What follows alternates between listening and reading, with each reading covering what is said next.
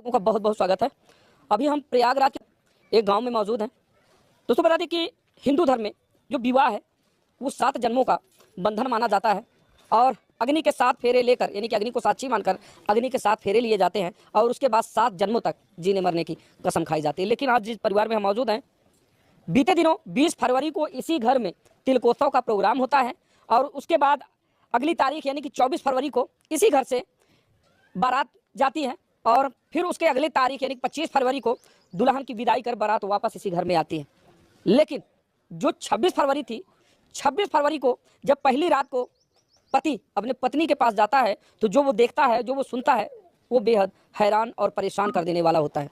दरअसल मामला ये था कि जैसे ही लड़का जाता है और पत्नी से थोड़ा सा बातचीत करता है तो देखता है कि पत्नी उसकी थोड़ी सी हताश और परेशान थी। तो परेशानी का कारण लड़का पूछता है कि आपको हुआ क्या है। दरअसल इससे पहले कि लड़का कुछ सोच पाता, समझ पाता, पत्नी ने इस पूरे प्लान को पहले से ही बना के रखा था, हमें क्या कुछ करना है। लड़का पूछता है कि आपको हुआ क्या है, क्योंकि लड़के के दिमाग में ये बात चल रही थी कि जगह तो मैं भी हूँ और जगह ये भी होगी वहाँ पर, क्योंकि बहुत सारे पूजा पाठ करवाए गए हैं, रात भर ये जगह होंगी, तो इसीलिए थोड़ा सा परेशान हुए होंगे। लेकिन जो आगे होता है वो बेहद चौंका देने वाला होता है। बता दें कि लड़का जैसे ही वो उससे उसके दर्द का कारण पूछता है, समस्या पूछता है, फिर उसके बाद उसको हॉस्पिटल लेके जाता है तो पता ये चलता है कि दरअसल मेरी पत्नी, जिसको कल मैं शादी करके अपने घर लाया हूँ, वो प्रेग्नेंट है।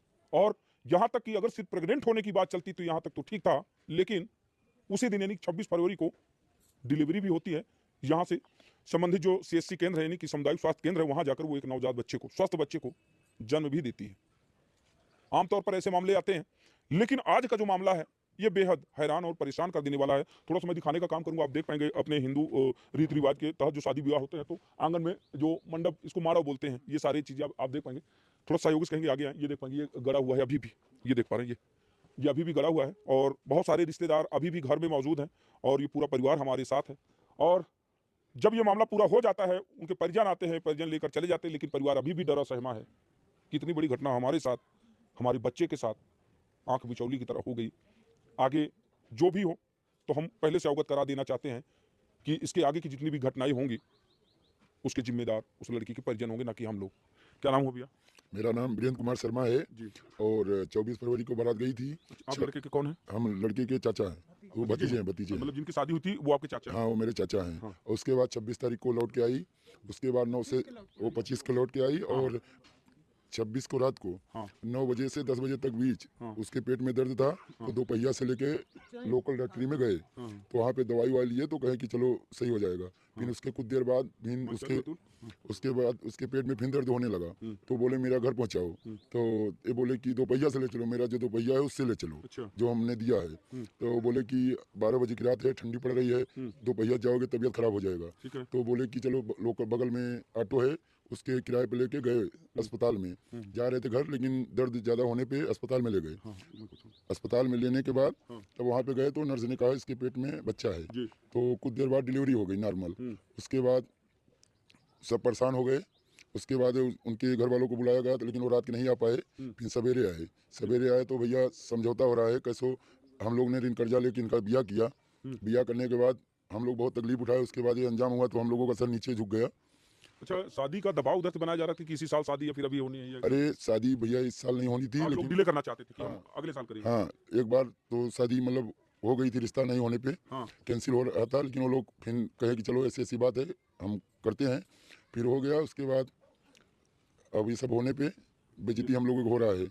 यानी कि ये कहना चाह रहे हैं कि शादी तो लग गई थी, सब कुछ हो गया था, लेकिन हमारे पास उतनी बजट नहीं थी कि हम इसी साल शादी करते, लेकिन उधर से दबाव आ रहा था कि शादी हमें इसी साल करनी है। फिर इसी तरह किसी तरह से ये जो है इधर उधर से कर्ज पात लेकर शादी करते हैं। और उसके बाद 9 बजे रात 10 बजे बोली कि हमको कहीं दूर पे ले चलो खेत में। उसके बाद ये खेत में जाती 26 को? हाँ 26 को। उसके बाद खेत में जाती तो उस बच्चे को फेंक देती। बच्चे से मुझसे कोई दुश्मनी नहीं है, वो मान लो अब जिसका होगा तो हो ही गया। उसके बाद हम उसको सही तरीके से अस्पताल में ले गए, हो गया। उसके माँ बाप को सौंप दिए। उसके बाद आगे की क्या कार्रवाई है हम लोगों के ऊपर कुछ ना हो। इनका कहना यह है कि जो हुआ सो हुआ, वो अपनी बेटी ले गए, अब उससे हमारा दूर दूर तक कोई वास्ता नहीं है, लेकिन इसके बाद अब आगे जो होगा वो उसके परिवार वाले जाने, ना कि हम लोग जिम्मेदार हैं। है ना? हाँ सर। अच्छा, अगुआ कौन था? मतलब जैसे अगुआ सर, अगुआ मेरे जीजा थे। और क्या उन लोगों ने देखा नहीं था कि ये उन क्या? लोगों की समझ नहीं है। उन लोग तो भाई अब जन से बात करेगा। और लड़की से बात तो कर नहीं पाएगा।